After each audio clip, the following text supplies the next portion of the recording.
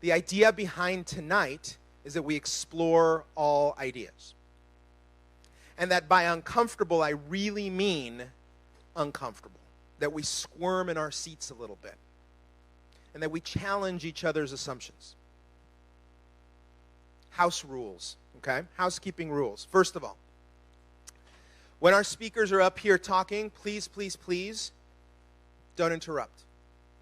One of the things that I think you'll agree with me is that in 2019, we are so good at interrupting.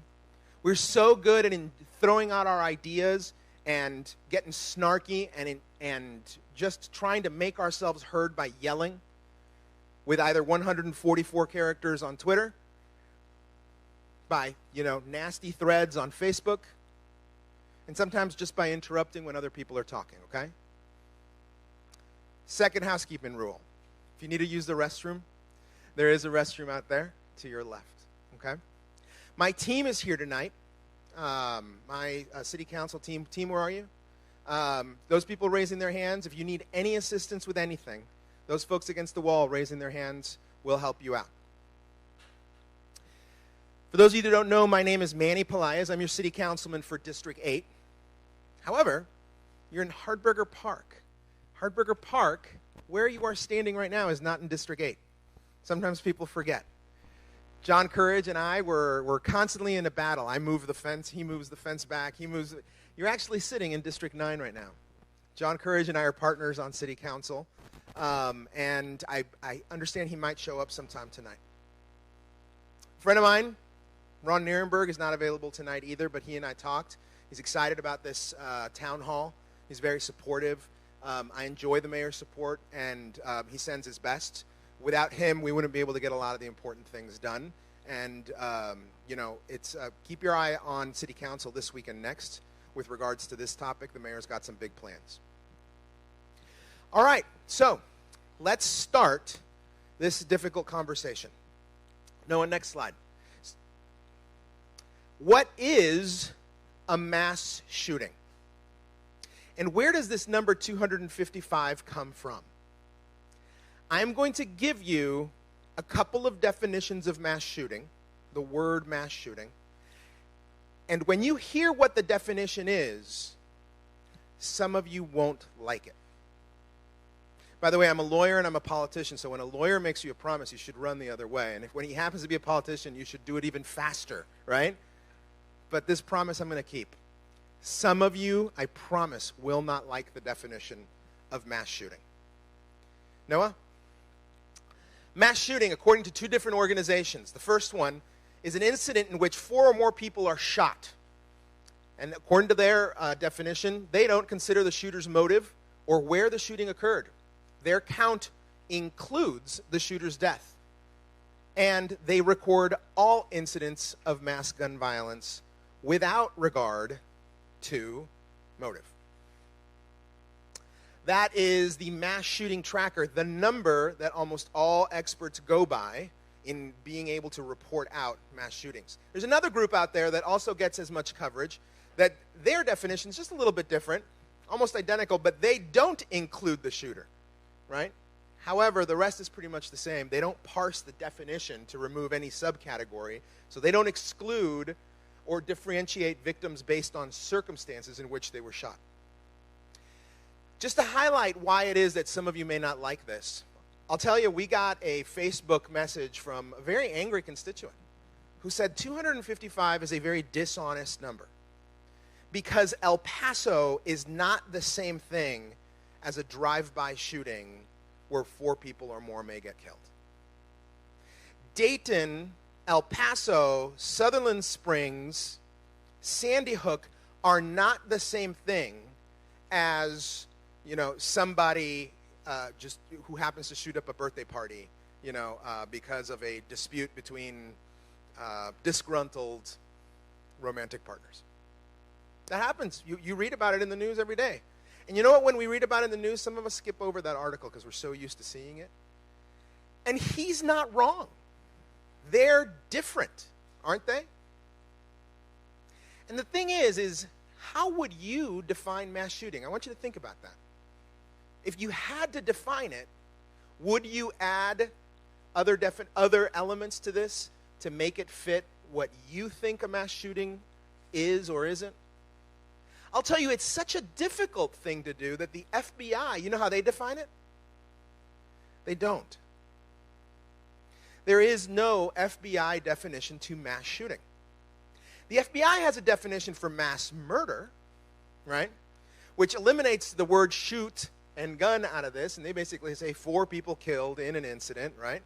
And they eliminate from that the military operations that result in many deaths. They eliminate from that the terrorist attacks. They have their own definition for terrorist, and they kind of parse it down. And it's such a difficult thing to put your arms around, isn't it? But here's the thing. We know it when we see it. Is that fair? And we know it's a huge problem. Noah? The question is, because we hear it so often, that now it's become an accepted truth. There's a wise man who once told me that rumor becomes truth and truth becomes legend, right? And here's the question. Is it worse in the United States than anywhere else? Show of hands. Is it worse in the U.S. than anywhere else? Yeah. Okay. Let's dive into that. Let's see if we're right. So it turns out that if you look at the top 20 countries and rank them by gun violence death, and you exclude military operations, and you exclude state-sponsored terrorism, and you exclude, I forgot the other one, forget me. I'll remember in a second. What you end up with is what we would consider to be gun deaths that are crimes, right? That should be in somebody's penal code. And if you look at that list, we aren't the worst in gun violence in the world. We're not. We're number 10. Okay? So that's something. But look at the countries. Third world countries, right? Many of which are currently going through some huge strife right now. Refugees running away from them coming here, right? And you've got, a lot of these are exporters of some very, very serious problems. A lot of these are major drug exporters as well, right? Many of these under dictatorial regimes. This is a really sad list to be on. But again, this is just shootings in general. Single person getting shot up until, many, including mass shootings. Noah, let's look at the next slide because this is really interesting. When you take Europe's mass shootings using the definitions that I've shown you before, and you take Africa's and Latin America's and Australia's, and you combine them all together, we still beat them out in terms of the number of mass shootings, 4 or more people. Guys, it really is. When it comes to incidents like El Paso and Dayton and Sutherland Springs, we are number 1. And that's a hard thing, right? Because a lot of people, when they hear that, then they say, well, wait a second. Clearly you're hating on America, right? You're not patriotic. Instead of celebrating what's good about America, you're pointing out what's ugly. And that's the nature of a difficult conversation, isn't it? Is that we admit infallibility and that we've got warts and hairs, and it's okay. Noah. So the question is, why does it happen? What I do not want you to do, ever, is to take the word of a politician, lawyer, or a TV pundit talking head and just accept that they know what they're talking about. Because we don't. We don't know any better than you do. There is nothing that gives us subject matter expertise over this topic. My opinion about why this matters is so much less important than your opinion. However, there are people out there who have spent their lives studying why people do what they do. Which is why I'm really proud that today I got to bring you some friends who I think will add value to this conversation. I got you a panel of speakers. We're going to invite up to this table and a moderator who I trust. And here they are. Rabbi Mara Nathan. By the way, each one of them sent me their bio, and thank you so much for the very long bios, but I'm going to just kind of cover them just a little bit here, okay? Rabbi Mara Nathan is the senior rabbi over at Temple Bethel in San Antonio. Now, she's not San Antonian by birth, but she got here as fast as she could, and she was ordained by the Hebrew Union College and the Jewish Institute of Religion in New York, and she's a member of the Central Conference of American Rabbis. She's on their board. The rabbi is quite frequently invited to City Hall to give us an invocation, and she also shows up to a lot of places. You're invited quite often to invoke things, aren't you? Yeah, but the reason is because we all trust her. And because I invited her because I think that she's the right person to help us set the tone and understand through the lens of faith what it is that we're looking at and the role that faith might be able to play in helping us solve this problem and the role that the faith community might have. And more importantly, she's just generally a really smart lady. I hope that you guys are impressed. I know you will be. The second panelist is Bill Israel. Bill was not difficult to find. He really is probably the only expert we have here in San Antonio on the subject of political rhetoric and how it motivates people to do things. Good things or really dumb things or really horrible things. He's been a student of this for a long, long time. He wrote a really cool book called A Nation Seized. It's about the George W. Bush and Karl Rove administration and how it is that they went about changing the world, the way that people look at the world. He's also been a journalist with way too many publications and agencies that I can name, but here's a few. McClatchy, San Francisco Chronicle, USA Today, New York Times, and I think ABC TV as well. Is that about right? Lastly, we've got our friend Terry Mabrito.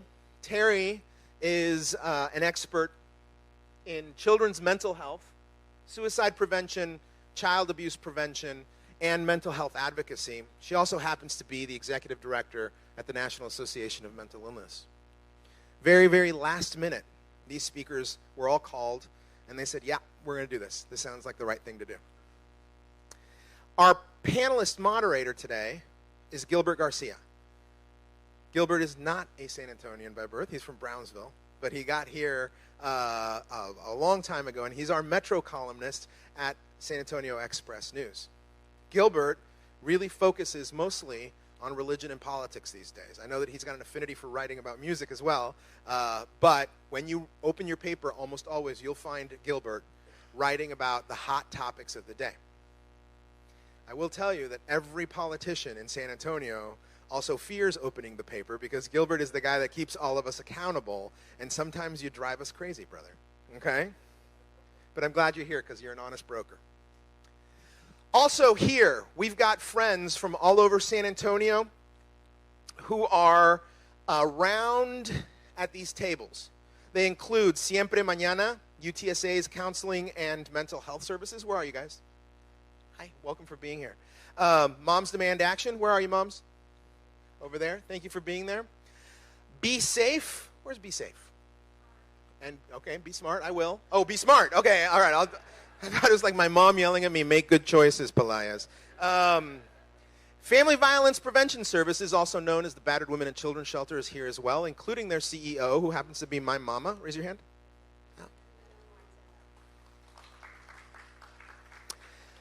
The National Alliance of Mental Illnesses, San Antonio, is here as well, right there in the blue booth. And we've also got a representative from the mayor's office, Jim Greenwood. Thank you, Jim, and thanks for the mayor's support. John Courage may be sneaking in sometime soon as well. We've also got Winslow Swart from the Jewish Community Relations Council. Winslow, where are you? All right, thanks for being here. Yeah, he is. And then lastly, I want you guys to notice something, because they really are part of the equation. We've got police officers all over the place.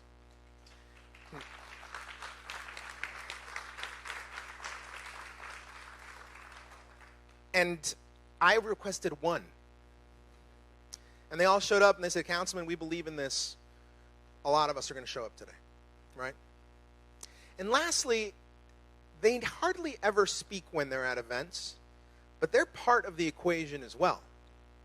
We've got friends from the media here, right, who are going to be taping and recording this. This is going to be live streamed, okay? If you don't want to be on video, let them know, right? But this is something that we wanted to share with the entire city. All right. Last thing I'm going to tell you before I'm going to hand it off to Gilbert, okay? I can't stress more emphatically how important it is that everybody understand that today is not a gun control rally. That is not what we're here to do today. Today is not an anti-gun event or pro-gun event. Today is not about, whether or not the Second Amendment should be amended. Today is not about which one of our politicians we like more than the other. Today is not about America has been made great or does not need to be made great and all of that, okay? Today is about the way that this horrible incident and all the incidents like them are playing out. And today is about talking and listening. So I'm going to make you all a promise, and then I'm going to ask you to see if you can make the promise with me. I promise that while the panelists are speaking, I will sit on my hands and listen. I also promise that when somebody else is speaking and asking a question, I will let them ask that question and not interrupt them. And lastly, I promise that if I disagree with somebody, I will not engage in ad hominem attacks or pejorative insults. And that is a promise I intend to keep. My question to you is, can I expect the same promise from you? Okay, thank you. Gilbert.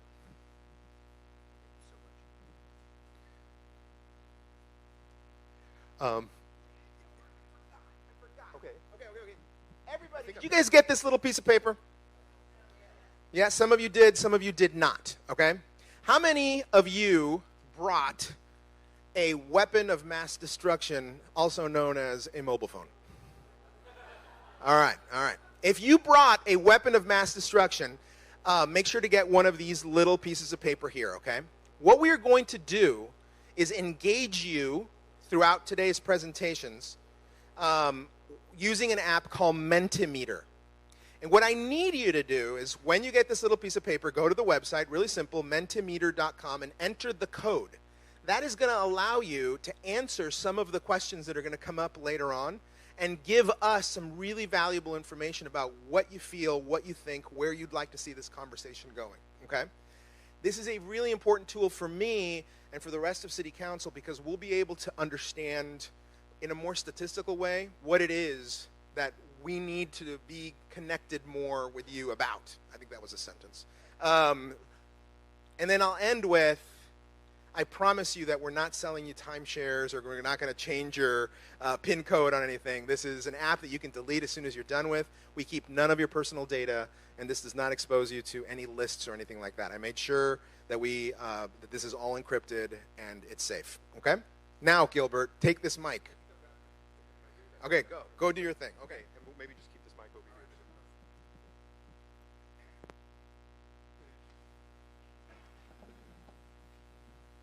Thank you, Councilman. I'd like to invite our panelists up, Rabbi Mara Nathan, Bill Israel, and Terry Mabrito to join me. Thank you very much.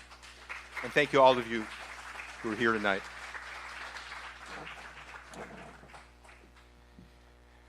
I think before we dive into some of the big issues that we want to explore at tonight's town hall, I'd like to ask each of the panelists for their personal recollections. The El Paso shooting, of course, happened less than 2 weeks ago, and though we've in some ways become used to the fact that these kinds of mass shootings are are a part of our world. Nonetheless, I think we're all shocked every time it happens.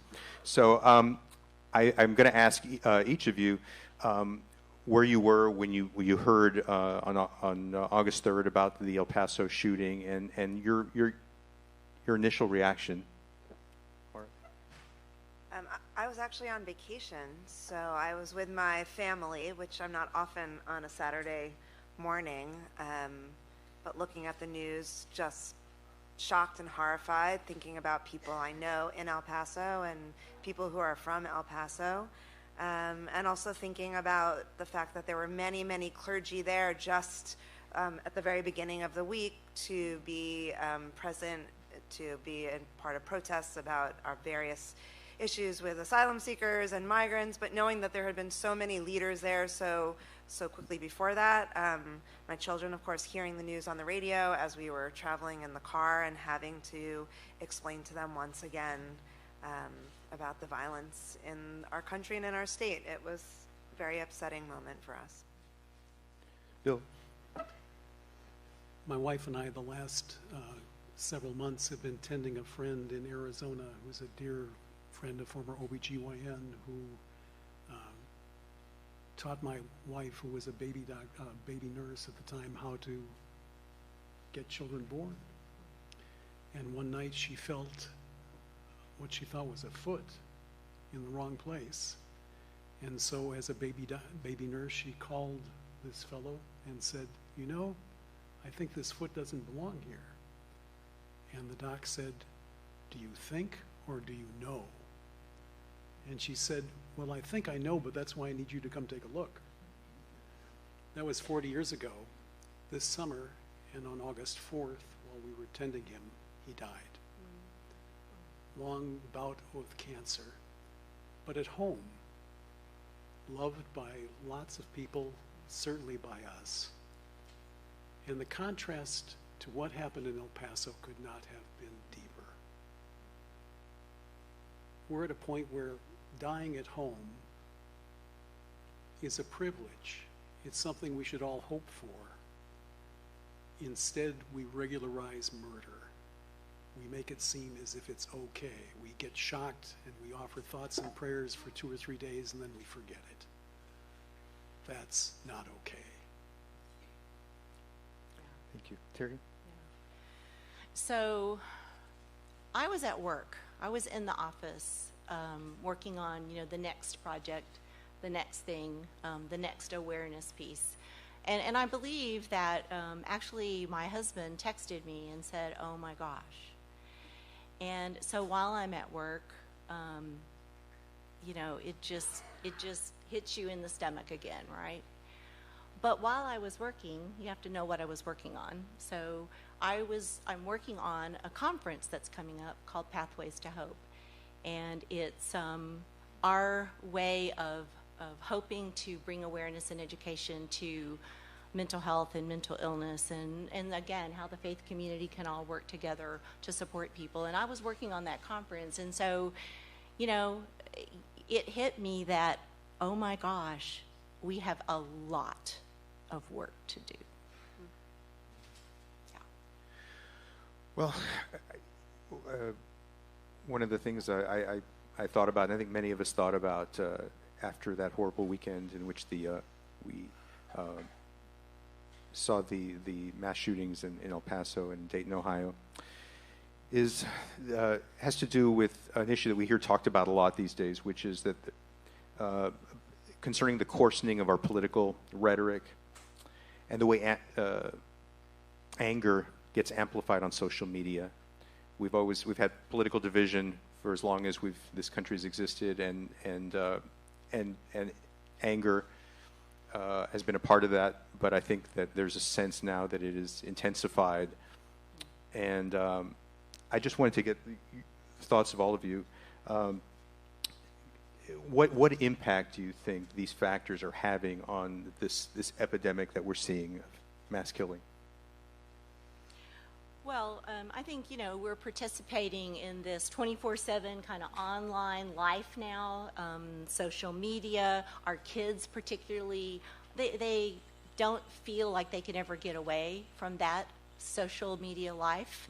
And then we have all these complex issues and problems and tragedies, and it sort of allows everybody to vent, maybe, and to say things, to express things in ways that maybe you wouldn't always do if we were face to face, right?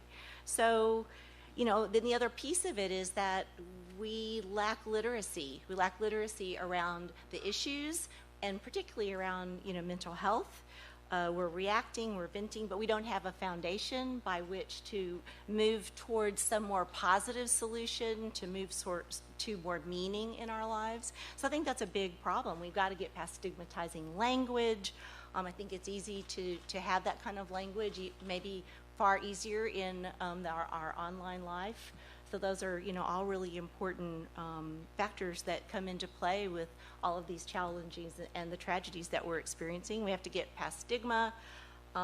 We need to talk face to face more often. So I really appreciate this effort, and I know it's going to be a series, and a lot of important things are going to be shared and talked about.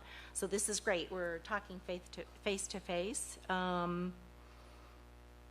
Yeah. Along those lines, just a quick follow-up. I mean, do you recommend that, you know, for people who find themselves getting really frustrated and wound up by the discourse on social media, do you recommend that people take a break from it, or Absolutely. Yes, and for kids especially. I know we were just talking a minute ago about how this has affected your own child. That's right. And so yes, we need to get away from the phones for a while. Most people have them on their bedside table and practically sleep with them. So, you know, let's move away from that. We need to actually sometimes we need to do a lot more listening than we should be doing talking, just a lot more listening to each other. So that's certainly important. It's not healthy, and it promotes a feeling maybe of connectedness when actually maybe it's really isolating. And isolation is really unhealthy. Right. So. Thank you. Bill? I'm going to take a little more historical view. I think there's a tendency to focus on the immediate because it's what's happening to us now. The work I did in research for A Nation Seized looked at the work of the political right in organizing to win beginning in the 1960s. The 1960s were a time of tremendous ferment of democratic wins in terms of political power. In the early 60s, the political right, in the person of 6 or 7 people, one who I interviewed in depth was Richard Viguerie, who was a direct mail wizard who came up with a lot of the work that came to finance many right-wing causes around the country. And in the course of those interviews, in the course of the work I did in research, it became clear that the point of what they were trying to do was to shift the dialogue of the country to the right by changing the terms of the discussion. To do that, they began coordinating very closely.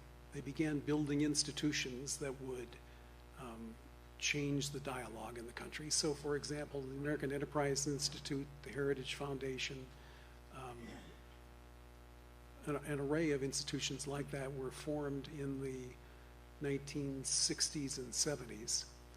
By 1980, there were 35 important ones, and they helped elect Ronald Reagan president.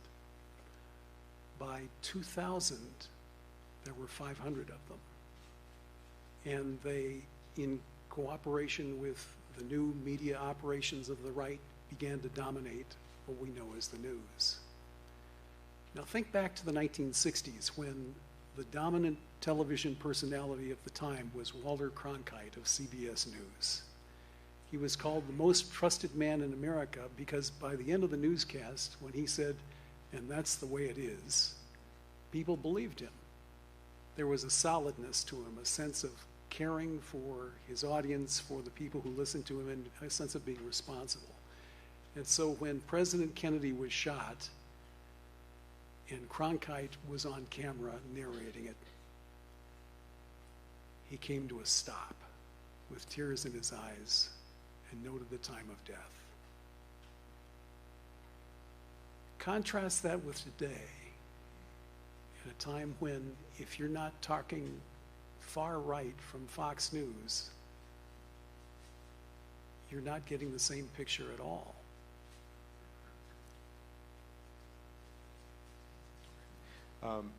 So, and I think what you're getting to is just this idea that we don't, we're kind of in our silos politically. I mean, and in terms of our worldviews. I mean, to a great degree. And you think do you think in some ways that's contributing to this sort of I will argue that sense of violence? the ground rules that Manny just laid down are the great exception to what happens currently.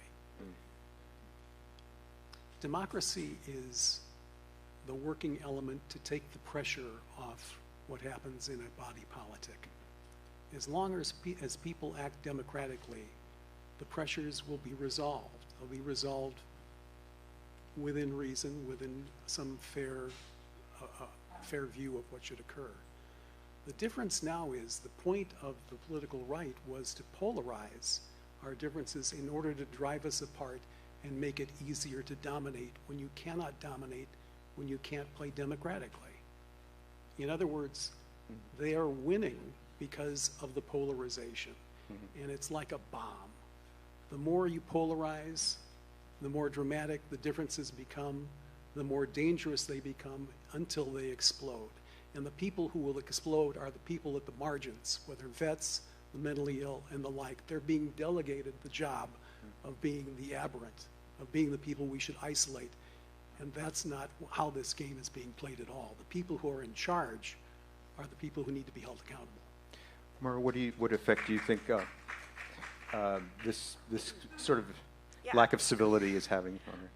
I wanted, I wanted to focus on your use of the word coarseness, because it really struck a chord for me. I do see on social media that people both on the right but also on the left speak incredibly with so much hate and vitriol about those with whom they disagree, whether they're political leaders or television personalities or celebrities, sometimes people who are the parents of their children's friends, in ways that they would never ever speak to each other face to face. I know in my own congregation we have people who are on the far right and far left, and many people that are somewhere in the middle, and I try really hard not to know too much about what people's political leanings are in the congregation, because our job is to create that safe space. When we teach from the Torah. We teach from Jewish traditions. And yes, many of the ideals of the prophets are about social justice and taking care of the most vulnerable in our midst. But I know for a fact that there are people who feel incredibly strongly on one side, who still treat people on the other side in their day-to-day interactions with love and respect. Maybe they've known each other for 40 or 50 years. They'll report to me that they may feel uncomfortable in social situations when politics arise, but I know that they have each other's backs when there's a life crisis, when a dear friend is about to die, or someone is ill, or they need financial help. And when people focus on each other's humanity, we find we have a tremendous amount in common. And I think when we're on Facebook or Instagram or wherever else, and we move away from pictures of our children and our grandchildren, and I guess I'm not into cat videos, but apparently that's a thing, we're really using it as a weapon. I mean, all kidding aside with your cell phone analogy, instead of finding ways that we can find commonality and focus on keeping each other healthy and safe and secure and finding lives that have meaning, we're focused on tearing each other down. Right. And sure, I mean, for me, it's also fairly easy to move to talk about the history of the right, but I see so many moments where my friends who are on the left also take pictures or post up pictures of people in politics on the right and mock them, and don't focus on the issues that are being covered, but focus on what they look like or what they wore or what their facial expressions are. What does that have to do with the issue at hand? It's just a smokescreen on both sides, and I find that incredibly distressing. Yeah. and very coarse. Yeah, I don't think there's any doubt that there's been, thank you for that. I don't think there's any doubt that across the political spectrum, there's kind of been a dehumanizing effect that happens with social media where we cease to think of that person as a human being and we think of them as someone who's maybe on a political enemy or something along those lines. Gilbert, I don't mean to suggest that the problem is all on the right. Sure. The polarization began in the 1960s with that effort. Right. The left has reacted in remarkably vitriolic ways, not nearly as effectively as it turns out. But it's certainly, it's the case that there's a mote in all eyes. The difference is journalism has been supplanted because in the old days of the golden age of journalism, when Cronkite and the New York Times and the Washington Post were golden, everybody believed in objectivity. Okay. There was a moderation that said, okay, as a journalist, you go to both sides or you go to all sides to figure out what those sides are articulating. The difference now is the polarization has been so extreme that you can't get a good picture because it frequently doesn't bear any attention to the truth. I think it's a really good point. Did you want to say something, Jim? Well, a couple of things maybe. When I'm listening to you, Rabbi Nathan, and you talk about people coming together over and helping each other in crossing, whatever those other barriers might be that are political or ideological or whatever that is, they're coming together. But there is an area that we come together less on, and there's more stigma, and that's around mental health and mental illness. And so, we do tend to rise above whatever those barriers or challenges or disagreements might be and help each other out when there's a physical crisis or a physical health issue. But when it's a mental health issue, there's kind of that thing. When you're in your faith community, what do you do when somebody is sick and not doing well and struggling? Or let's say they go to the hospital, right? Well, most of us, especially some of us that are a little older, we take a casserole and we write a card and we take flowers. But the issue of mental illness has such stigma that, we don't do that. And so it's kind of that, take a casserole, let's get past all this other stuff and let's help and support each other and understand, educate ourselves on, be mental health literate. Thank you for that. Well, one of the things I wanted to get your thoughts on is this is one of the many sad effects of our mass shooting epidemic is what I think it does to all of us psychologically. And specifically, I'm talking about the way it sort of creates a sense of fear. We find ourselves thinking about the possibility of an attack. And as Terry pointed out, I have a 14-year-old daughter, and a couple of days ago we were at the store, and this is the first time she'd ever said anything like this to me, where she was scared about the possibility that of an attack, and she was conscious of that and sort of, looking at people closely. And it was, it's a very sad thing that this becomes part of our everyday life, and I think it has for many people. And so I guess I wanted to get each of your thoughts about how we go about balancing our need to be vigilant and aware with our need to be able to live our lives in a way where we're not overwhelmed with fear and dread. Rabbi Nathan? I've listened to some interesting programs and done some research on the fact that there are real psychological differences in the way different people look at the world. So there are people, not just in our country, but in the world who really come from a place of distrust and fear and are genuinely worried about the threats that affect us on a daily basis. And then there are those who are in a place where they recognize that there are those threats, but are not always living in that place of fear. I think when we have these tragic events that are occurring in our country, I think it certainly challenges the people who are, I don't want to use the word easygoing, but who are more optimistic about the potential for goodness in the world and less concerned about people's evil intentions. I worry that if we succumb to always being on the defensive, if we are always locking our doors and putting up our barriers higher and higher, we're not actually solving the problem, especially, if we're going to connect that conversation about mental illness. People who are struggling emotionally feel that they are pushed away and locked out. And for sure, the vast majority of people who are mentally ill are not violent towards other people, but there are those who perpetuate these acts of violence are mentally ill, so they're not mutually exclusive. But the more we say, if you look different than me, if you have different beliefs than me, if I'm worried that you're perhaps dangerous to me and I'm not going to let you in, well, we're just actually creating more of that anxiety and more of that fear. And I say that recognizing that those fears are valid, and we are living in a country that has the most mass shootings in the world, and certainly as a Western, supposedly civilized society, it's quite shocking that we're number 10 on a list of countries for just shootings in general that are seen as the most dangerous and scary places in the world. I mean, kind of shocking those people are trying to come here. Maybe they should find somewhere else to go. I mean, because we're just as dangerous depending on where you are, or not even where you are, when you are, right? Bill, what are your thoughts on that?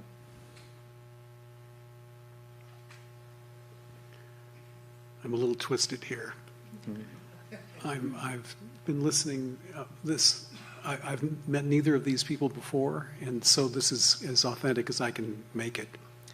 My stepson is schizophrenic. He developed schizophrenia when he was 19. He's now 55, and the danger that he was to himself was substantial. He and his then girlfriend sought to commit suicide. The good news was that they failed. I extracted a promise from him at that point not to repeat it, and he has not. But his life has been an agony. And the life of those of us who were around him have not been easy. His mother and I divorced 20 years ago, 1995. We remain close. I'm still involved in his life.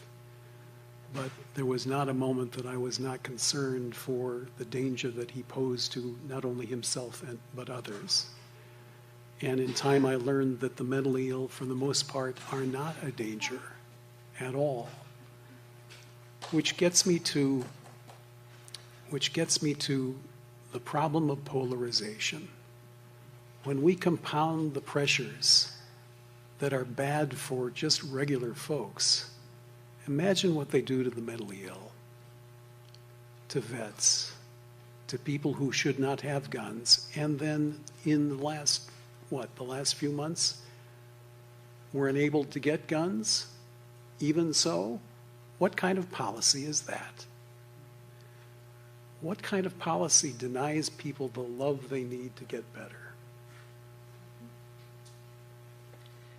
Well, yes, thank you for sharing what is, a difficult thing to share for a lot of people. But that's kind of the whole point of why we're here, right? It shouldn't be that difficult to share that. And so you openly did that, and you're a model for how we have to talk about mental health and mental illness. And so we have to know the facts, too, though. So we always have to come back to education and awareness. So no, most people that have a mental illness are not violent. In fact, mental illness shows in some recent research that it contributes to only about, and I'm going to make sure I say this right, about 4% of all violence. And the contribution of mental illness to gun violence is actually even lower than 4%. So, we need to equip ourselves with the facts and, be educated and aware. We need to support each other. We need to have that conversation around the dinner table about mental health problems. You need to know what the warning signs are. You need to understand those things. Mental health problems, the onset and the warning signs are typically occurring between the age of, about 14 to 25. So we need to know that stuff. The other thing is that mental health care can really be challenging to access. And so largely across our country, for most people, it's easier to obtain a gun than it is to get full, comprehensive, effective mental health care. So, we're about advocacy. And that's why y'all are all here too. We're all in this together. So we have to arm ourselves with facts, and we have to be advocates especially around the mental health problems. I think one of the things that happens whenever there's a mass shooting in this country is that I think we're all gripped by a sense of helplessness. We see it happen; it's so painful, and there's this feeling that we feel like we have no power. And so this is probably a difficult question, but I wanted to ask each of you if there are things that you can define, things that each of us can do in our everyday lives, however small, to address and help this country combat this problem of mass shooting. Terry, would you mind starting? Well, I'm going to be the broken record. So it still comes back to education and awareness. And yes, not staring at the phone, but talking to each other face to face. That sounds very kind of simple in a way, but that's really what it comes back to. We can't move forward if we're not educated. We don't have a level of mental health literacy that allows us to, interact and move towards something positive. It's education. Thank you. Bill, did you want to? Sure. In the Vietnam War, over the course of a decade or more, I guess it was 1963 to 1975, 76, 58,000 Americans died. By 1966, the riots in the streets, the demonstrations were everywhere. Universities stopped. I remember the spring of 1970 and 71, where I was going to school, just stopped entirely because people were in the streets and saying, enough, this is not right. We're losing 36,000 people a year to gun violence, let alone to the mass shootings. Where is the terror? Where is the organization? In Vietnam, we were on the university campuses standing up every week saying, this isn't right. We're going to dig in. We're going to stop paying our taxes. We're prepared to fight to stop this wrong. Where is the anger around this issue? Larry Hufford, my colleague at St. Mary's, and I, and other people in the faith community that he's been in contact with in Incarnate Word, with our own brothers of the Society of Mary, are convinced that this is the issue that we have to take to our students this fall now. And that's why I'm so heartened to see you folks over here doing this already on your own. Rabbi Nathan. I think we have an ideological challenge in our country. The emphasis on personal freedoms, of course, is a bedrock of what it means to be an American, but finding the balance between our personal freedoms and what's good for our country as a whole is something I think that we are not in a good place to talk about. I see politics, no offense, Councilman, but politics takes over otherwise sane and intelligent people from coming up with common sense solutions. When we attack each other from each side, we lose the opportunity to talk about common sense gun laws. We lose the opportunity to talk about not taking guns away from people, but making sure that guns are safe and licensed, that making sure people who have guns know how to use them, not just to kill, but know what they're meant for. I think that there are those who are so scared to give up their own autonomy that they refuse to have a conversation of compromise, but at least where it comes to guns. But if you are married, you are not autonomous. You're in a compromised situation.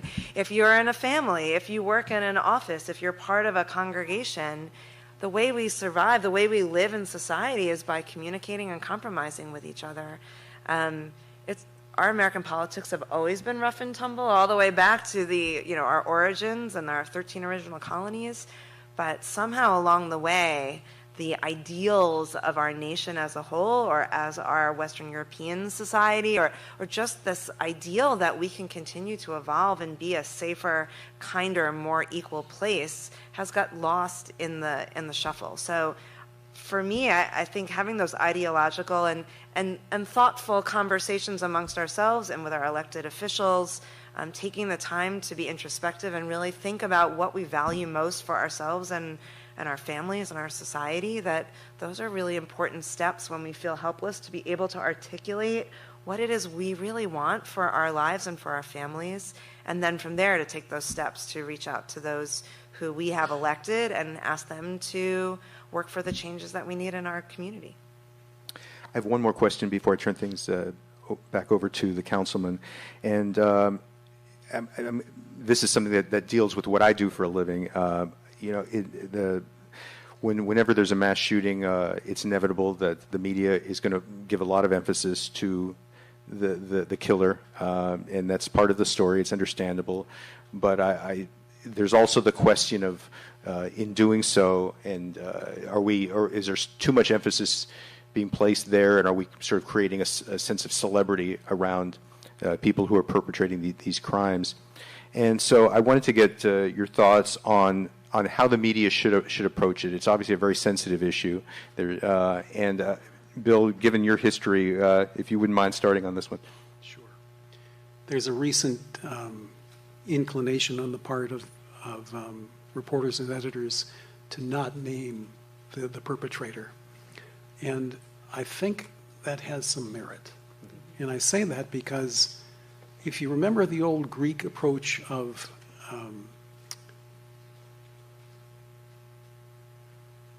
isolating someone, what's the word? I'm trying to think. That's it. Thank you. Thank you for the help. Ostracism. In the old days, they'd put somebody in a stock and ostracize them. You don't have to put them in a stock to ostracize them, and you don't have to identify them to ostracize them, but just by not naming them and not glorifying what they've done, you've helped to defeat the problem. And I think more of that needs to be developed. Well, this is going to sound also probably really simplistic, but maybe sometimes we need to try to keep things simple. So it makes me think about good parenting. So how many here are parents? So most of you have probably kind of heard, for every one sort of negative or disciplinary kind of interaction, as a parent, you want to have 10 that are positive, supportive, compassionate. So, I feel like we can all appreciate that that's probably where we need to be, whether it's parenting, whether it's interacting with each other, or whether it's the media. There are some actually good practices that we know from our work and research on suicide. So it's called post-vention, and that's sort of some best practices which can't go into today, but about how the media can help. And it does discuss the same sorts of issues in regards to glamorizing or whatever. So those are things we can all look up. If you just look up suicide post-vention, there's a whole section on how the media could work towards, best practices and responsible reporting. Thank you. Rabbi Nathan? I agree. I would only add that we can recognize that as human beings, we always want to know why, right? And so I think part of the draw is to try to understand why an individual would do something so awful to other people. But I agree that so many, even in recent days, with manifestos of hate and wanting to get their messages of hate out there, the more we report on that, the more we share that hate, we're just basically spreading it, and the more we can do to shut down that kind of reporting and really focus on the people who have died, and then also to try to get to the root causes of where that hate or that despair or that anger come from, as journalists, but also as a society. Do you want to add something, Bill? There's one more piece. It's no longer journalism that's driving this. It's hate Twitter, hate social media. When I interviewed David Broder for a work some time ago, he was a columnist for the Washington Post, a marvelous political reporter. He said, when we go out and research and report a story, we report it once, and that's the end of it. Nobody ever sees it again. Politicians, by contrast, in this era, he died in the last 5 years, get on and they harp and they harp and they harp, and people keep paying attention to them. Reporters keep paying attention to them. If that were not the case, we wouldn't have the same problem. That's a very good point. Well, I'm going to turn things over to Councilman Pelaez for the interactive portion of this forum. But before I do, could you please join me in thanking our panel for the great job they did? Thank you. Thank you to all of our panelists. And I'm gonna do something that my staff is not prepared for me to do, which is I've got 2 follow-up questions that I'm dying to ask. Because I'm sitting here and I don't know how to take my politician hat off. I don't know where to put it because I am one, right? And I get to speak to hundreds of people and interact with them every week. And what I've noticed is that when it comes to politics, everybody runs to their tribes, right? And there's no reasonable, calm, quiet-speaking, polite tribe, right? That doesn't sell T-shirts. It doesn't sell bumper stickers, right? There's an old saying that moderates don't get elected, right? And so in order to break through the news cycle and break through the noise and get a little bit of attention, you have to do outrageous things, right? And so people have become accustomed to this idea that, well, if you are in politics or if you have a political opinion, it must be either outrageous in one direction or another. To the point where, and Dr. Nathan, I think maybe this is for you, is when I engage folks who disagree with me because of political party or because I support, this person versus that person who's running, what happens then is I can see it in their head, and that is sort of a mathematical calculation that results in one answer, which is evil, right? He must believe in the following 4 things. Those are the 4 things I do not believe in. Since I do not believe in them, they are therefore by definition evil. I cannot have a relationship with somebody who is evil, much less start a conversation with evil or even reach consensus with or negotiate with evil. How do I deal with that? If everybody is evil other than me, how do I come together? I think you start with basic questions of inquiry. Tell me more about why you feel that way. Where did you come to that opinion? How did you gather that information? I think the more, and this is something that over my years as a rabbi, I think I've gotten better at, which is to assume that when someone comes to talk to me in my office, what they've said they've come to talk to me about is not necessarily what they've come to talk to me about, right? So to be able to truly listen and figure out what is on someone's mind or what it is that's causing them anxiety, what they're really hoping to achieve, it's a pretty good chance that you both agree with the same goal. What you disagree about is how you're going to get there. And I think if we can come to some, and this is obviously not always the case, but if we can drill down to the place of mutual agreement, then we can say, okay, well, how are we going to compromise so that we, as best we can from our different perspectives, knowing that we don't see the world the same way or don't necessarily approach this problem in the same way, but what are we each going to suggest that we can work on and compromise so we can get closer to the goal that we both agree on? It takes a lot of patience. It takes a lot of resilience and being willing not to give up. And I think what I try to remind myself every day is that at heart, there's holiness in every single human being. Even the person I disagree with so wholeheartedly, if I can find a way to see the goodness in them and recognize that they have people that they love and love them, that they most likely want the same things in their life that I want in mine, that's a good start. It's a good start. Thank you. That was my question. So what I'd like to do now is have you all sit there, because how many of you have gotten the paper? How many of you gotten this? All right. What I need you to do is go to that link using your browser. If you need help figuring out what a browser is, because it took me a while to figure out what one was, it is not Google, okay? It is your web browser. And the more of you that do this, the more meaningful this is going to be for all of us. And I need you to go to that website, mentimeter.com, and enter the code on the piece of paper. Who does not have the code? Anybody need the code? No? You need the code? One of my staffers will run to you right now, ma'am, and or somebody's handing it to you. Okay. How many of you are having trouble signing on? Anybody need help signing on? Go to the very, very top. Yep, go on the very top and enter the address, www.mentimeter.com. Okay?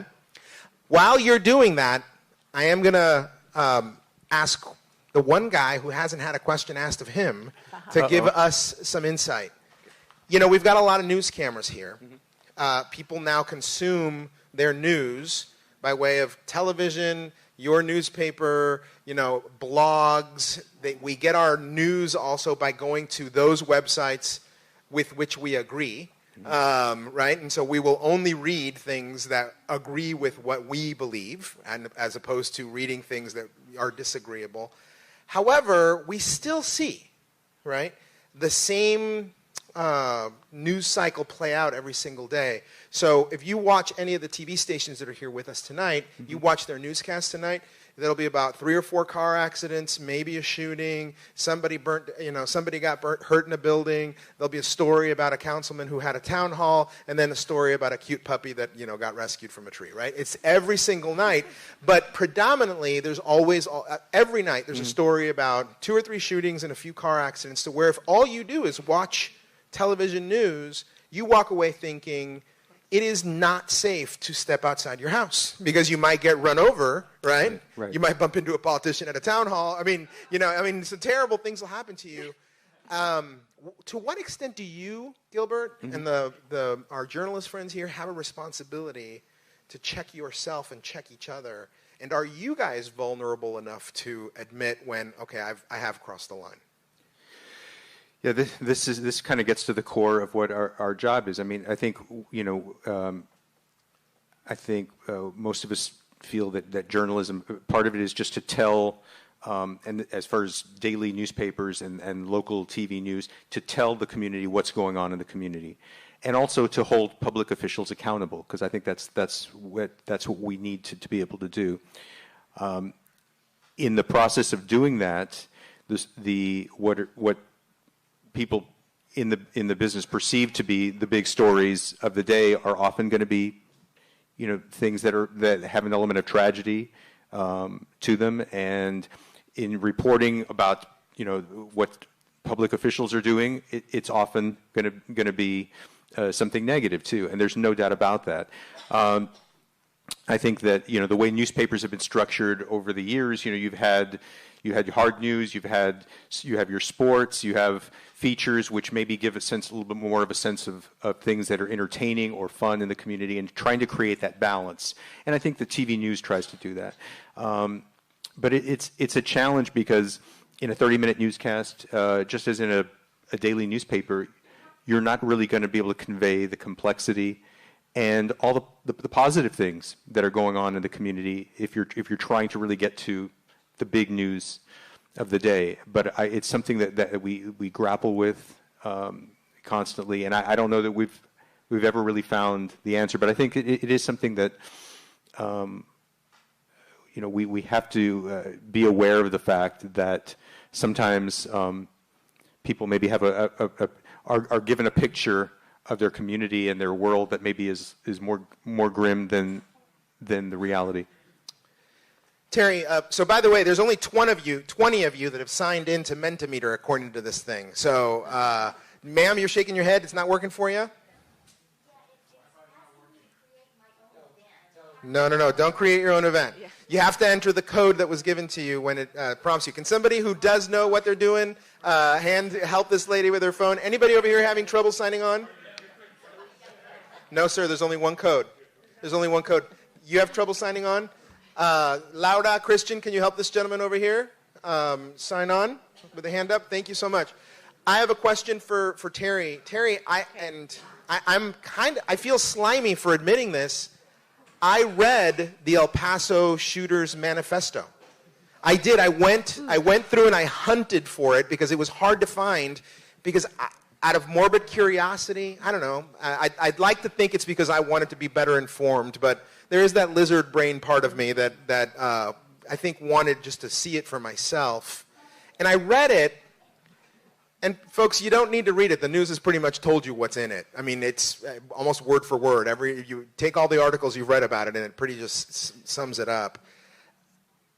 That did not sound like the writings of a madman, of a person who was struggling with demons. It sounded like the writings. I mean, it read like somebody who was quite astute and who had agency and who knew exactly what he was doing, why he was doing it, and really kind of felt good about doing it, right? And so is it oftentimes that we're using mental health also to help excuse away what is genuinely evil? Well, very possibly. I mean, hate is not a mental illness. Right. So, I mean, it's not. So, I mean, that's the best answer. Hate is not a mental illness. So people are having emotional crises. It's complex. What have they gone through in their own life? Trauma, exposure to violence in their own life. All of these things come into play. And so, but the bottom line is that we have to stop it's in some way equating hate or disagreement even as mental illness. Yeah.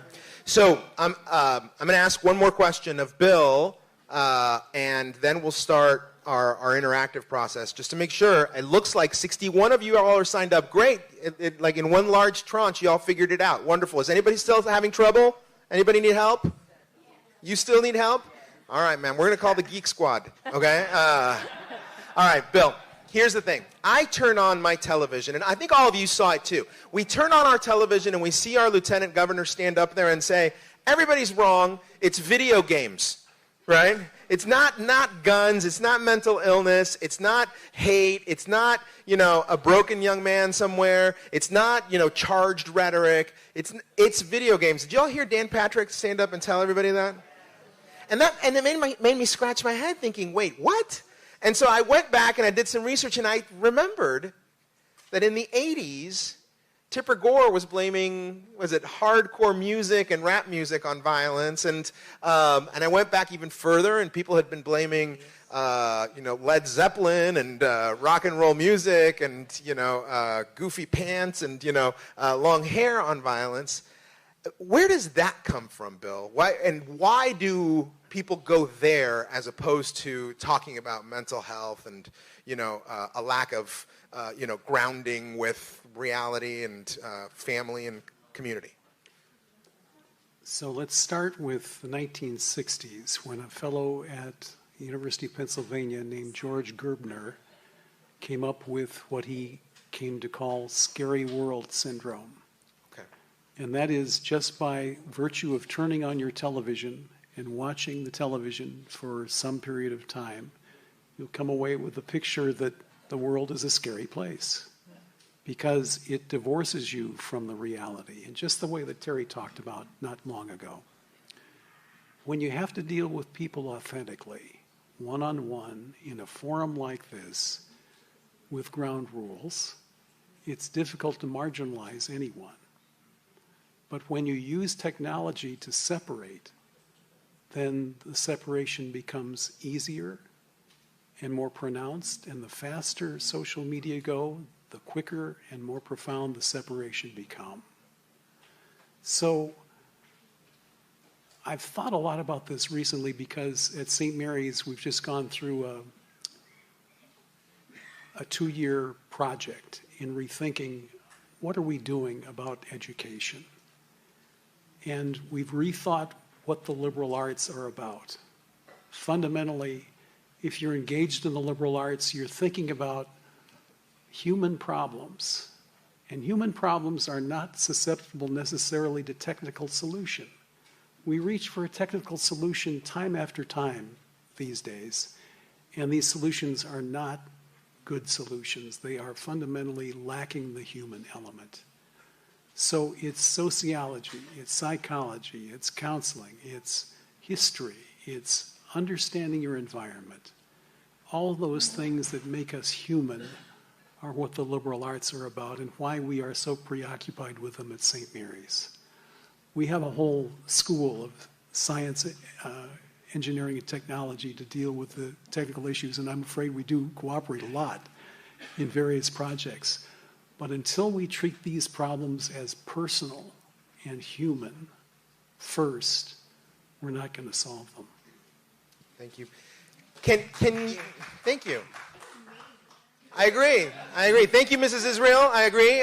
No. So do me a favor. Let's, first of all, thank our panelists again. Thank you, folks, for being here.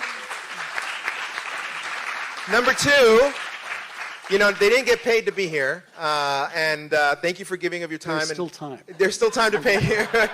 And they've got families, and they've got work to do, and they took time off today, and they prepared to make sure that you guys got the best presentation possible. But so did Gilbert. Gilbert's got a column to work on, and he came and joined us nonetheless. And so I'm going to invite you all to step down, and we're going to get to work on this interactive portion of our presentation. And in this one instance, I'm convinced that this is an example of how technology can actually help us talk, as opposed to helping us scream at each other. So for those of you that are signed in, these are pretty simple. Answer the question. What were the strongest emotions you felt when you heard the news of the El Paso tragedy? Type the word in. If it's more than one word, type in more than one word. The idea here is for us to understand all of you a little better. And I think Laura might have to refresh the browser in order to get the window.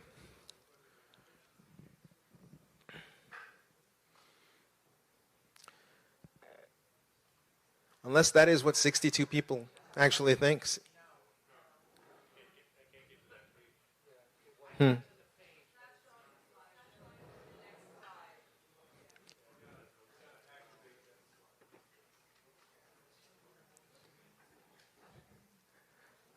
All right, well, while my team is fixing that, I want to tell you something, because I didn't tell you when this started, and I had planned to tell you.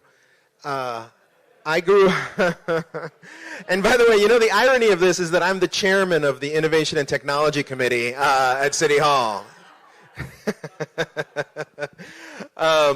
So the problem that we've got is that I go from homeowners association to homeowners association.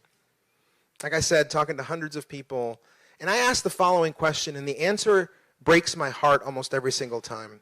Let's see if we can do it here today and replicate this experiment. How many of you, show of hands, know your next door neighbor's name? Okay, good. Keep your hands up. How many of you know your neighbor's last name? Okay. How many of you know your neighbor's kids' names? Some hands go down, right? How many of you know what your neighbor does for a living? How many of you know where your neighbor works? How many of you know what your neighbor's spouse does for a living? How many of you know where your neighbors go to church? Interesting, right? How many of you know where your neighbor's kids go to school? I can keep doing this. And eventually what happens is that there's usually only one or two hands. You can put them all down. Now, for those of you that got a lot more white hair on your head, disagree with me, please, if I'm wrong. There was a time where if I got a room full of San Antonians, every hand would have stayed up for every single one of those questions. You used to know your neighbor. As a parent, you used to be able to send your kid across the street. You'd be able to say, go have dinner, right? In fact, go invite yourself to dinner to the next door neighbor's house. And you knew that your neighbor was going to take care of your kid, right? You used to know about each other. And in fact, it produced a little bit of neighborhood gossip, didn't it? We'd all talk a little bit about each other, and Mrs. Jones this, and did you hear what Rabbi Nathan did? And oh my gosh, and those shoes, I can't believe it. And Gilbert, he's losing more hair than right? But we talked about each other, and what it meant was that we were checking in on each other, right? And I was all up in your business when I was your neighbor. I knew if you were okay, and I knew if you weren't okay. Somebody here disagree with me, please, if you can, tell me I'm wrong. That one of the problems that we've got is that community has turned into a noun and not a verb. We just don't do it anymore. I am ashamed to tell you, I'm a city councilman. I don't know my next door neighbor's names. I spend so little time in the neighborhood, I'm usually hanging out with all of you, but I don't know who sleeps to the house to the right of me and who sleeps to the left of me, and who's in the same neighborhood as my kids are. And I'm embarrassed to say that, and I've got to do better. Yes, ma'am. So I'm going to disagree with you. Okay. I think you can't put it all on us. Yeah. We're making the policies, and the state's making the Yeah. policies. And the NRA is funding our elected officials Yeah. to put policies in place that don't even represent the majority of our population. Mm-hmm. I mean, so for us to say, because we were just talking about how close we live and about the same places that we go. I think we have a sense of community, a good sense of community. We've learned that because you've given us that with your policies. But this is a whole different kind of policy when it comes to gun violence. Mm-hmm. And these are the things that, we look to you to address. Yeah, politicians own some of this, don't we? Right? But it doesn't change the fact that a lot of hands went down, and we just don't do the simple stuff that I don't think any of us should expect somebody else to do for us, which is introduce ourselves at the community barbecue, right? Not just hang out in our corner with the one person that we know. That actually may result in less people getting killed, believe it or not, because the common denominator, when you talk to the experts who know about these mass shooters and you read their manifestos, and sometimes they do survive and they do interviews afterwards, they'll tell you the common denominator between all of them is isolation, not part of something bigger than me. I feel meaningless, right? Nobody cares about me. And by the way, that's not an excuse for doing any of those horrible things. But it's a common denominator, and that's kind of on all of us. And you're right. We as politicians, we screw things up all the time, royally. Yes, sir. Okay. My mom's sitting right in front of me, man. She's going to beat you in disagreeing with me all night long, so. Okay. Yeah. Okay? People leave messages. My wife is big in this. So if they're going away, we're not going to be there a few days, they tell their neighbors, I'm not home. Can you watch my residence? So there is a commodity going on. There's something there, right? Next door. Yeah. Okay? You're wrong. Okay. Okay? Maybe other neighborhoods don't do it, but the one I live in does. People walk around my block with their dog. They say hello. How's your day? I don't know what's going on in this world, okay? But I think people should learn to get along with each other. Sometimes there is arguments. My next door neighbor, he has a few people living with him, and he has parties, and sometimes it gets loud. Yeah. Someone will write something on there. They won't go and call crew and tell a policeman to come and they'll write something. Or maybe go over there and say hello. They'll offer him a drink, and sure enough, they'll lower the music down. Yes, sir. Very simple. Yeah. I hear you, and I don't disagree with you. Thank you for telling us that. Two more questions, and we're going to jump into this. Yes, sir? There's also a lot of incivility on next door as well.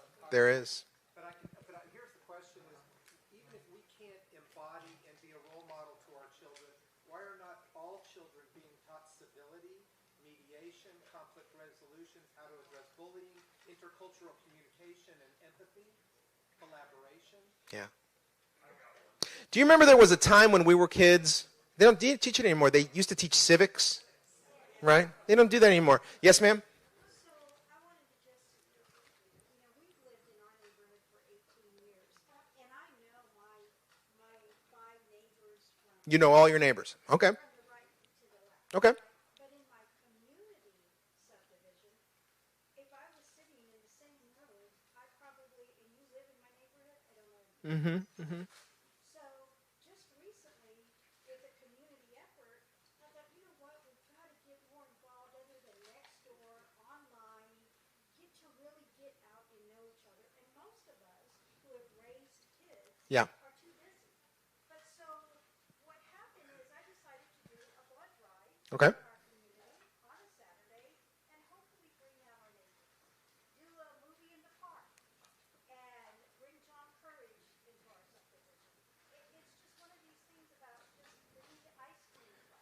Well, if it's an ice cream truck, then you can invite me. You don't have to invite John Courage. Yeah. But you know what I'm saying. I do know what you're saying, ma'am. A lot of it's online, and if you post something on Nextdoor, these neighbors get vicious. They do. They get mean. Next door, I've seen it. They can get mean. We're going to take one more question, then we're going to jump into this, I promise. And so you're the last one. The gentleman brings up a good point about the kids being taught certain things. Yes. When I was a youngster, I'm sure a lot of y'all were the same way. Those were things that we learned. When was the last time you drove by a school and you saw the gates unlocked? Yeah. Today we don't go to the schools and play football, soccer, and baseball, and all those things, and learn how to deal with conflict resolution, taking orders and all that kind of stuff like we did when we were kids. Now we're looking, someone mentioned looking to technology for solutions. Today we're looking to the government for solutions. That's right. And that's not the answer. No, you're not going to find it here. That's right. It's on our own behalf. We need to take responsibility for ourselves. We need to get the kids back out there and play and unlock those gates of the schools so that they can do that stuff. There's parks out and about where they can go, but there are so many more schools than there are parks within reach of a neighborhood, and we're missing that. And that's why these kids, the internet, not only amongst kids but with adults, it is connected everyone together, but it's connected isolationists together. Yes. That's what it's done. Yes. So, these are your answers. What were the strongest emotions you felt? Let's look at this. Sadness, frustration, anger, apathy. Not surprised. I see that one up there in real small. Solemn. Look at this. How does this stop? Divided. Anger that I wasn't surprised. Huh. Confused, broken, horrified. Yes, sir. Hi. I'm looking for the word fear. I don't see it. It's right there, right above sadness. It's in light blue. It's hard to see. You're right. This is, but it's there. It's one of the bigger ones. Fear. At this angle, I couldn't see it, but Well, come on up here. Come on up here. Ladies and gentlemen, Mr. Gomez, you'll see him on all your VIA buses. He's really one of the best lawyers in town. Thank you for coming. Come on up. Come on up here and sit down. well, because of that I'm not a politician, I'm not a public official, I felt fear because I don't feel comfortable going to Walmart or H-E-B because there's people out there that go in there and start shooting. And I don't feel so much fear for myself. I mean, if it happens, but for the family.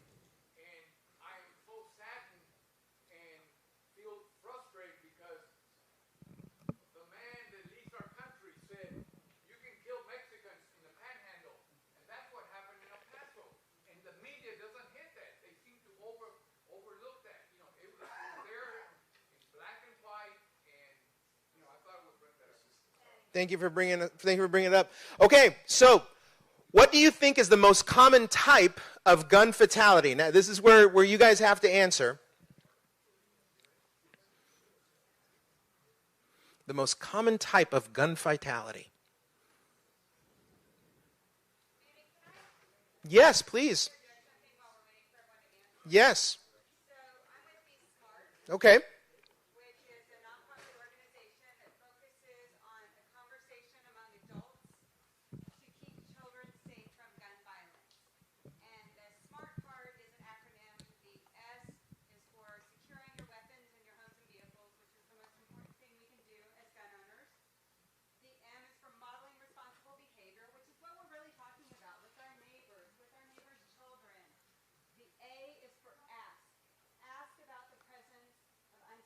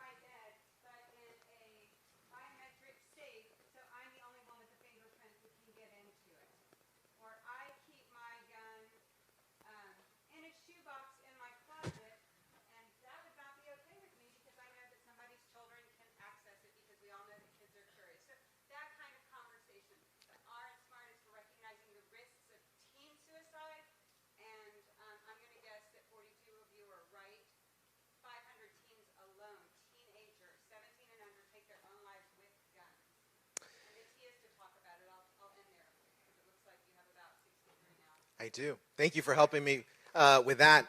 I'm going to remind you again. Do not leave this room until you get to talk to some of these smart people. They've got things to offer, okay? You're right, folks. Suicide in the United States is the way that people are most often killed with the help of a gun. No, it's not. However, domestic violence is up there.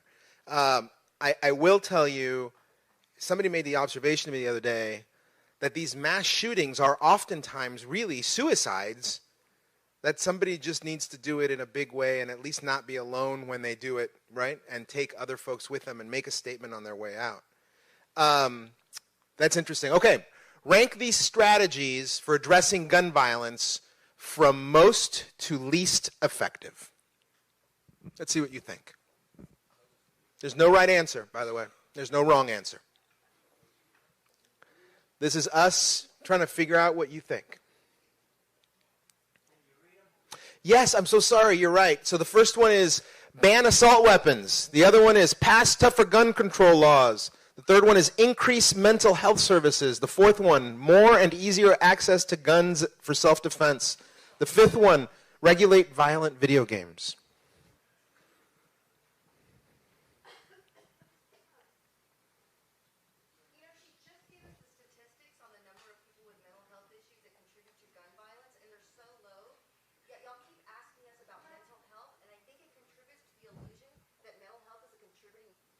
More than it actually is. And we need to quit talking about that. It's not video games and it's not mental health. It's something else.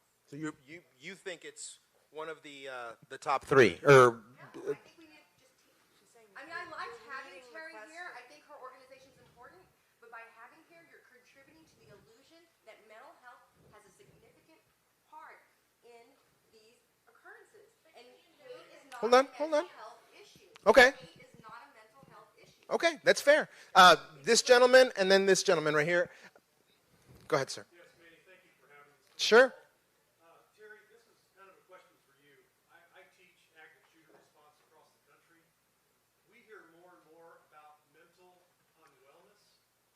Is that even a proper term? Because Terry. what I'm thinking is that there are moments in a person's life, even my own, where I'm sad, I'm financially stressed, I have a broken relationship, my car's messed up, the mortgage needs to be paid, I'm being bullied at work.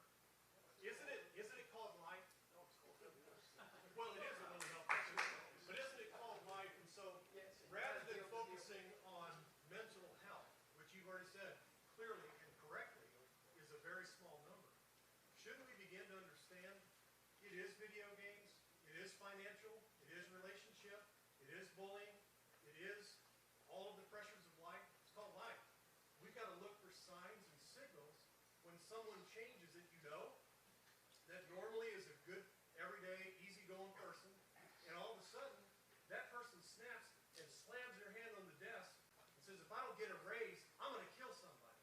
Now, wouldn't you know that that's a moment of mental unwellness, not mental health, but that person's broken at that moment. Right, Does that so have that's some that- credibility? That's that emotional crisis that I was mentioning. So that's an emotional crisis, but it's not schizophrenia. Right. It's not, yeah, so I mean, I think you're making some excellent points. You're also bringing up the complexity of all this. It's everything. We can't, Yeah. you know. We have to look just for sort of- signs and signals it's and not understand simple, how to prevent this Yeah. and recognize these signs and symptoms, and that's what we do all across the But country. it's stress, it's all. Yeah, it's everything. Excellent, excellent. It's not mental health. The gentleman here in the blue shirt. The lady's point here with regards to mental illness, I think, is very enlightening. Okay. I do think politics has some solutions to this, but it's Okay. not short term. I don't find this to be an easy answer. I just looked at my 68 years, as you have mentioned, our elderly past. Politicians have removed from our neighborhoods and our educational processes those items that we in a religious community, whether it be Christian, Jewish, or Muslim, have determined to be ethically correct and ethically poor, evil, good. We have taken that out of our society for the many reasons, but simplicity because we upset somebody by declaring something Christian, Jewish, and Muslim. Right. Until we politically are allowed to teach children and ourselves what hate looks like, what real racism looks like, not the fact that I disagree with you. You're a racist because I disagree with you. No. You're racist if you make selections based upon what we in society say is color or ethnicity. That's Right. racism, not the fact that I disagree with you. But we have got to be able to teach our children and ourselves things that we say are evil and good. And isolationism is a key in that. When kids are allowed to isolate themselves in a game or, in my generation, Okay. television on Saturday mornings, if we isolate ourselves and we get our mores from Wile E. Coyote, he was a good guy. Then we have allowed anger and misguided to prevail. Thank you for that. I'm going to get to this gentleman and then to you, ma'am. Okay, go ahead. And these are the only two questions before we move on to the next slide. Yes, sir? Briefly, my voice doesn't carry. Okay. I arrived in El Paso. Yeah. Right after that happened. It was for a funeral for my aunt, unrelated. Everyone had mentioned multiple shooters. Everyone in the hotel, Right. everybody was talking about multiple shooters. The media came out. The whole area was cordoned off around the mall, even an extended area. We couldn't access anywhere. We had to go all the way around. The question I had is the media came out with the narrative in lockstep, not just one, CNN, MSNBC, Fox, all of them, lockstep, with the same words, almost identical to the word, without, has anyone seen the police report? No. Did the FBI take over? More than likely. Is it the same FBI that gave us 2 years of unknown Russian collusion? Possible. But here's the deal. We're being lied to by the media in specific. These are corporate, big conglomerates that possibly would love to see our Constitution dismantled. How to do it? They're going to get us to do it for them. Right. And I definitely believe it. I've been watching it for years. MGM and this, what Dr. Israel mentioned about the right being politicized. I believe it's the same people behind the right are now behind the left. The same cast of characters, whoever they be. I don't know. Okay. Thank you for that. Thank you. Yes, ma'am. And then we'll move on. Just to touch on one thing what you said regarding the media, they also kept on saying that it was at the Cielo Vista Mall, and anybody who knows anything about Yeah, it wasn't at the Cielo Vista Mall. Right. I grew up with State Line in Mexico, Yeah. and that was driving me nuts. It wasn't Yeah. across the street. Okay. Just like what this lady said on mental health, SSRIs are never mentioned as a contributing factor. Right. If anybody knows what those are, I'm sure Terry knows what I'm talking about, but those are selective serotonin reuptake inhibitors, which are also more commonly known as Prozac, Zoloft, Celexa, which are mental health drugs. Anybody with any kind of condition, if Terry wants to elaborate on it, those have side effects of suicide and sometimes homicide. Nobody ever touches on that in any of these people who have violent mass shootings. Why aren't we ever told if it's applicable? So yes, mental health can be. Okay. All right. Well, I'll tell you that y'all gave us your answer, and I saw it before up here, but the answer that I saw pop up most frequently was do away with assault rifles, right? That's an interesting one.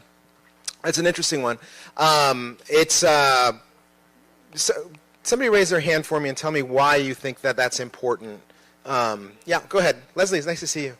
Nice to see you. I think it's, there's not a general use. Okay. Right? Okay. If you're not in the military or you're not a police officer, what do you need that for? Like, to shoot more hogs out in the, like, shoot it with the regular. Like, even if you're a hunter, what do you need that for? It's just, they weren't designed to hunt humans. So I'm hearing you say that these are guns that have a purpose, and its purpose is to It's assault, military, right, or military. Okay, It's okay. military. It's not civilian. All right. So I'm looking at body language around the room. There's a few people that disagree with that, and I'll take a question from any or a counter, argument from anybody who disagrees. Let me hear. Okay, all right, over there. All right. Yeah. So what? Tell me what. You heard her say that it's assault rifles, right? Thank you. The problem I have with the term assault rifle, is that it is not well defined anyplace. We know what they look like, kind of, but we don't define them. I have very old guns from World War I, World War II that are considered assault rifles. Until that definition is agreed upon by left, right, NRAs and whatnot, you can't use that term assault rifle, because I've got a hunting gun that's an assault rifle. Okay. Thank you. All right, you have a comment about that? Then we're going to get to this one, and I'm going to take your question. Go. Sure. I think it's real important that Terry had mentioned it earlier, that we gather the facts and we know the facts. We know that there's over 390 million firearms in the hands of U.S. citizens today. And when we use the mass shooting number that is used up here, I believe you said 262 is the current number? Okay. So I don't fully agree with that number, but let's just go ahead and let's use that number, 262.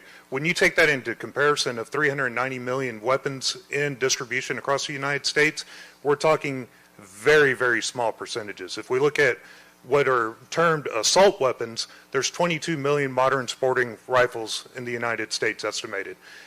Once again, if we look at UCR reports, CDC reports, on average, there's 400 or less murders by long guns every year in the U.S.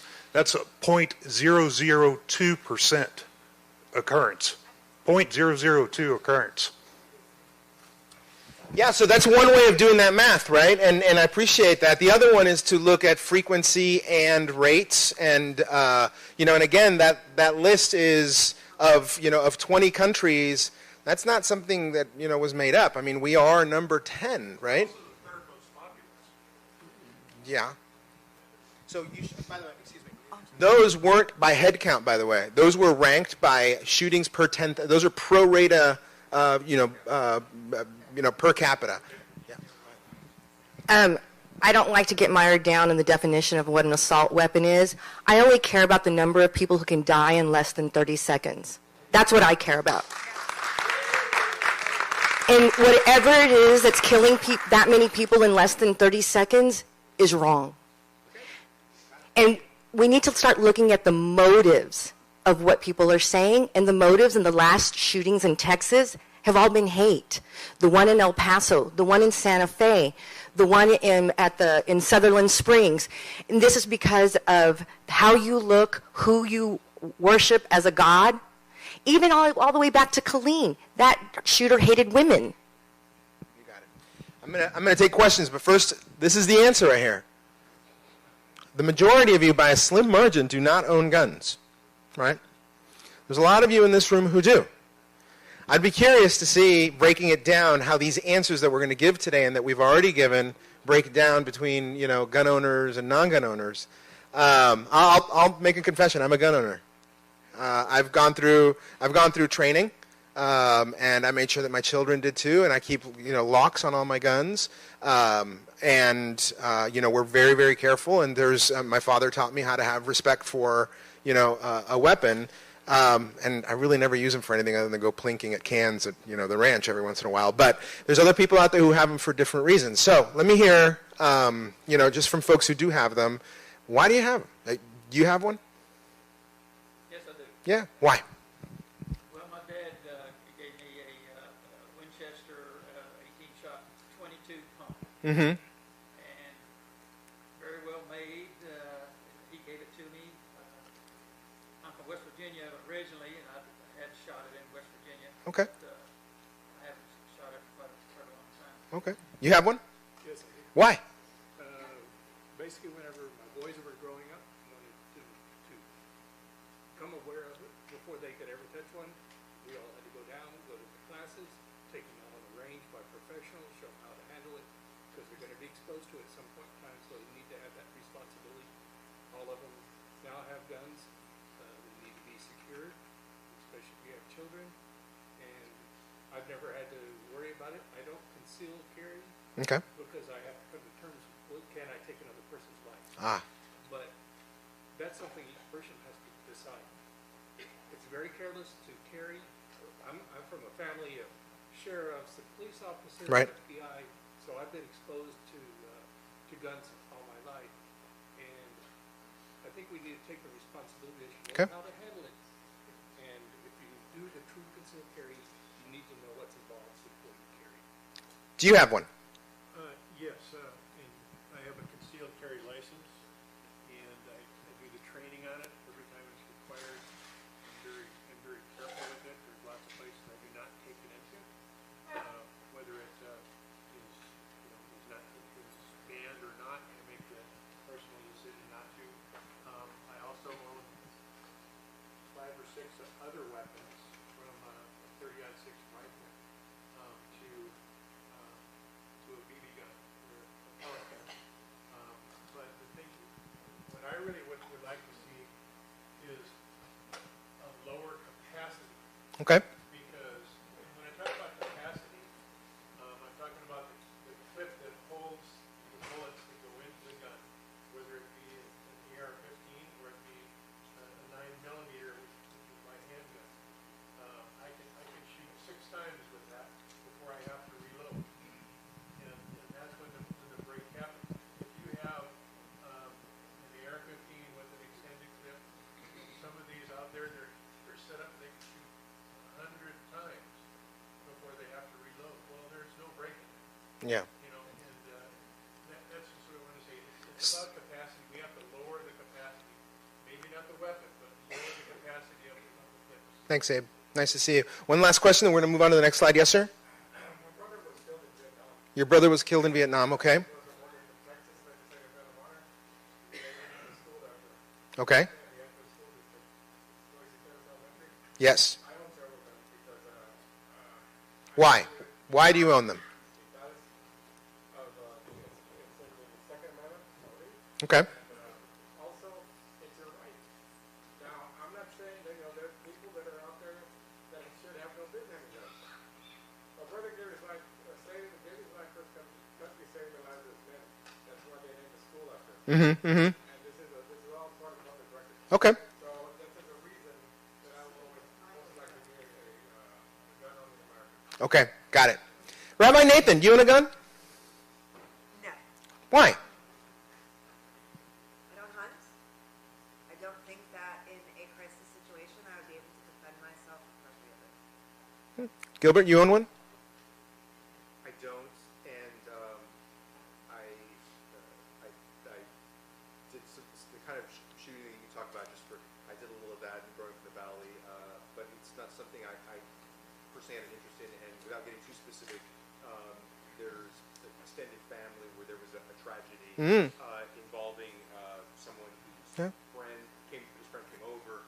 The gun wasn't protected, and someone's life was lost. And it stayed. This happened when I was young, and that story really felt. Thank you. All right, next one. San Antonio crime. What crimes are on the rise? Let's see what you think. There's still 20 of you that haven't responded. What crimes are on the rise? And they are, over here on the left, child abuse and neglect. Number 1, gun-related violations. The other one is domestic violence, theft, and robbery. Which ones are on the rise?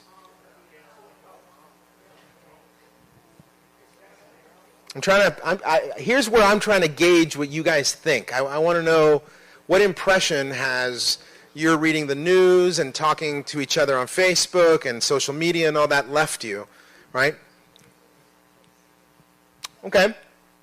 So the majority of you believe that domestic violence is the crime on the rise.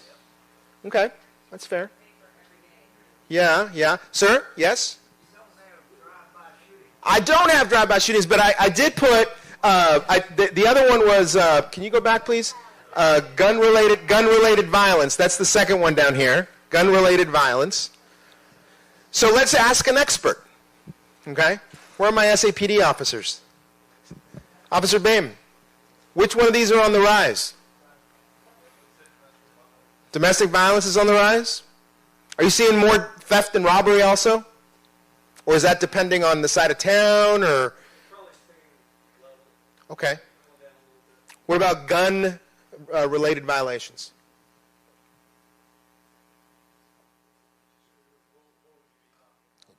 Anything involving a gun and a crime. You don't think that that's moving in one direction or another? Okay. All right. So, folks, the CEO of the Battered Women and Children's Shelter is here. If you can stand up and tell us how many women have died so far in 2019 from domestic violence. In 2019, it's in the 20s already, this far in the year. 2018 was 28, 2017 22, the year before was 16. So what I'm trying to say is there is an upward trend in the incidence of domestic violence. Are you seeing more and more guns being used in these incidents? Yes, 68% this year, fatalities with a gun, 65 the year before, and again, is reflecting the same upward trend. Thank you. Okay, next one. How do you feel about San Antonio crime? Yes, ma'am. Can I ask a question on the domestic violence? How are you interpreting that? Is that the legal definition of domestic violence? Because from my understanding, legally it can only be called domestic violence if you're married or if you have a child together. Incorrect. But common Yeah. law marriage? Yeah. So let's answer that question. How do you please define domestic violence? These days, we are defining, for some time now, we are defining domestic violence interchangeably with IPV. Which is intimate partner violence. Intimate partner violence, or interpersonal interpersonal violence. I guess what I'm going to is when you're doing the gun background checks, does it legally qualify as domestic violence if you're not married or have a child? There is so much disparate appreciation and definition of domestic violence. These days, we're all gathering around that very issue. I will give you my definition of domestic violence. Which I agree with. I'm sorry? Which I agree with. It is a progressive pattern of behavior in a relationship where one member of the relationship is aiming to control the other through physical, emotional, psychological, sexual, financial. Okay, so let me jump into this because y'all are giving us great answers up here. How do you feel about it? It's a great city with a good leadership. We have to be diligent working that way. I feel safe. Domestic abuse and violence towards children concern me greatly. Crime is too high. We have to work harder. 80% of 2018 arrests are connected with substance abuse. I feel safe. It's not high, but the perception of safety is low. Somebody feels horrified, worried because children are growing up in a violent environment. Law enforcement's doing a great job. Underserved areas like the South Side could use an additional substation. Okay. Let me see here. It would be lower if everyone went to bed at 11. Your mom is, yeah, it's true. It's absolutely true. It's true. Okay, good. Actually, SAPD is stretched. We need more volunteers to join COP. That's absolutely true, folks. The Citizens on Patrol program is very effective. Okay, next one. And does San Antonio offer enough mental health services? Yes or no, or I don't know.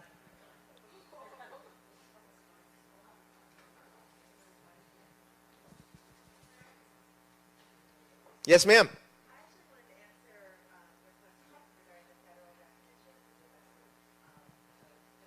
Oh, you're going to define, you're going to give us the legal definition of domestic abuse. Okay.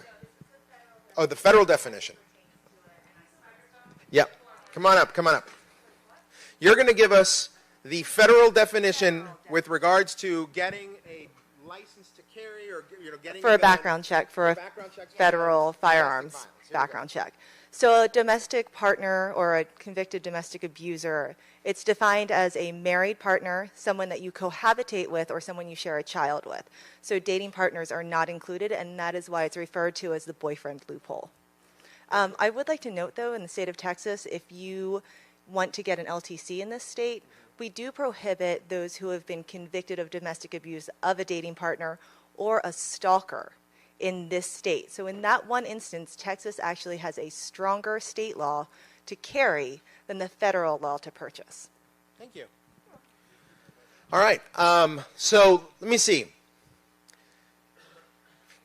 Most of you say, actually, most of you don't know if San Antonio offers enough mental health services.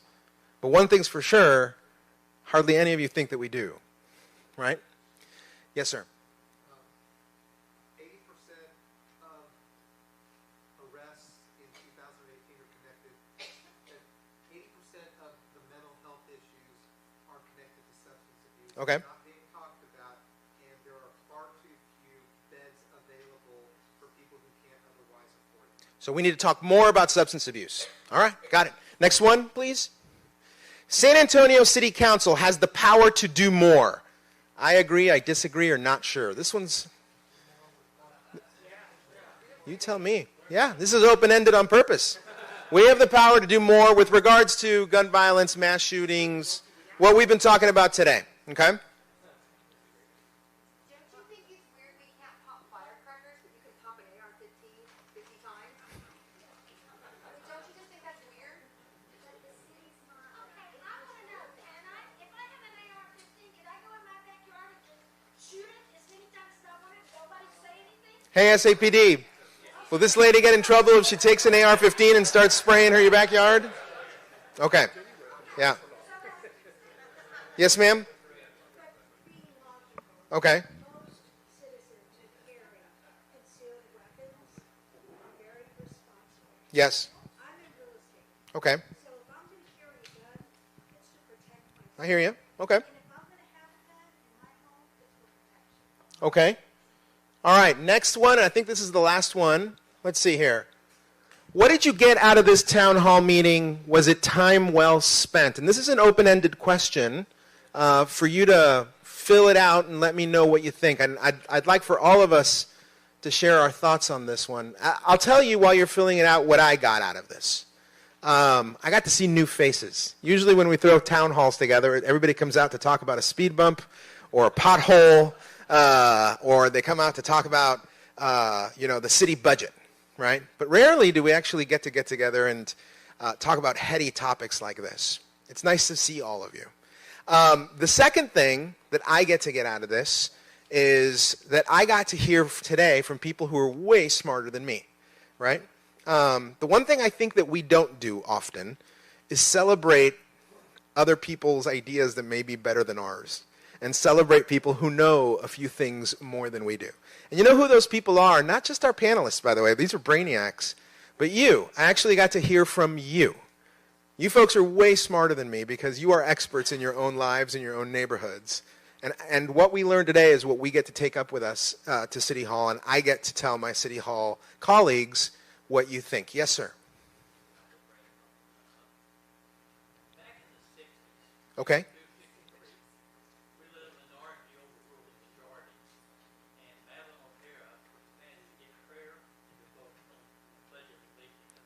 That's right. Yeah, come on up, because nobody can hear you. Oh, church attendance is down, okay. And this gentleman's question here, when you have those moments of high anxiety, Okay. who do you turn to? No God, no Savior, no hope. You do know your cues. You do pick up guns and kill other people. Yeah. You got to have faith in God. Well, I brought an expert with me today who's got a direct line to the boss upstairs. That's you, Rabbi. That's an interesting comment, right? I mean, to what extent does a lack or an attack on the faith institutions, or a lack of faith in our institutions, or just a simple lack of attendance at church, right? Or talking about the strength of prayer, to what extent do you think that actually has an impact on this problem? On the spot. Yeah, that's okay. I mean, I think historically, don't go back to the 60s, go back to the Crusades, go back. I mean, religion can be used to bring people together. It can also be used as a means to incite violence and a way to break people apart. So clearly, I think religion is important, and I think that your religious community is a place where you can come together for solace, for introspection, for learning about what our faith traditions mostly have in common, which is to treat other people with respect, to worship God in a way that shows that we care about other people and care about our earth, take care of the most vulnerable. And when we fulfill those ideals, whether it's because we're praying or because we're, as Rabbi Abraham Joshua Heschel said, we're praying with our feet and we're standing up for the things that we believe in, yeah, we feel connected to other people. We feel less isolated. We are too busy and too distracted in our lives to make space for those moments, whether it's not too late to go knock on your neighbor's door tonight. Do it before 9:30 or it'll be creepy. But don't be creepy. But to take those steps, to get to know the people around you, to show up at your church or your synagogue or your mosque or whatever other religious faith tradition that you're connected to, and to commit to good works in the community, but also to commit to the other people that are there, yes, we'll feel less isolated. Thank you. Thank you, Rabbi. That is the right answer. Folks, here it is. Here it is. I asked you, what'd you get out of this? Was this good? Great information, time well spent, sense of community, need a seminar on what to do. I want to know what to do. This was a civil discussion. Dr. Israel is a genius. Dr. Israel, you're not allowed to talk about yourself when you fill out the survey, okay? So what are the next steps? Kindness matters. Care for community. Dinner. All right. That's actually the best point. So, folks, one of the things that community does together is community breaks bread together. And we talk to each other. Too often these town halls end with the host telling you, thanks so much for showing up. I appreciate you having been here. Go home, drive safely. That's not tonight. Tonight, I'm inviting you all to have a little meal with us, even if it's just a little bit. Talk to somebody you haven't met, somebody who said something interesting tonight, and engage.